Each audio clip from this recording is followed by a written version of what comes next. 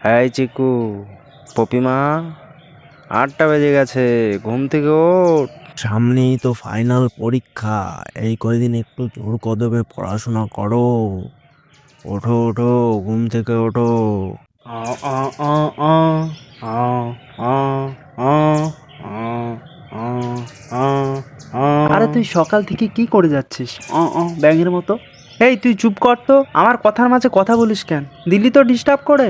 আ, আ, আ, আ, ইয়ে আ, দেখো আ, আবার শুরু করে দিল। আ, ওমা, দাদা দেখো পাগল হয়ে গেছে। দেখো কেমন সকাল থেকে ব্যাঙের মতো করেই যাচ্ছে। ওর মাথায় 2-4টে টালা দিয়ে যাও তো, নাকি আমি টালা দিয়ে দেবো? ওই গরু, তুই চুপ করবি? সব সময় এত ম্যাম করিস কেন? না গো মা, পাগল টাগল নয়, ওই কোহিমিলগের জাদুকে ডাকছি। কই আসছে না তো, ধুর ব্যাং, কতক্ষণ করেই যাব, ভাল লাগে না। হয়েছে আইলা জাদু, কি করিস? ও বকুল দাদা, দেখ দাদা তোকে কোহিমিলকের জাদু বলে ডাকলো।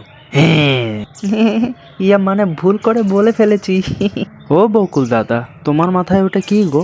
এটা কি জানিস না? এটা সান্টা ক্লজ হেড। তার মানে তুই এটা অনেক রাতে পরে বেরোবি, বাড়ি বাড়ি গিফট দিবি? আরে না না না, আমার রাতের বেলা বেরোতে ভয় লাগে।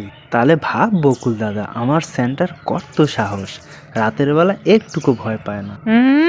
আর দাদা দাদা, আমার সেন্টা ক্লজ আমাদের সবার সেন্টা। ওই গরু, তুই চুপ করবি?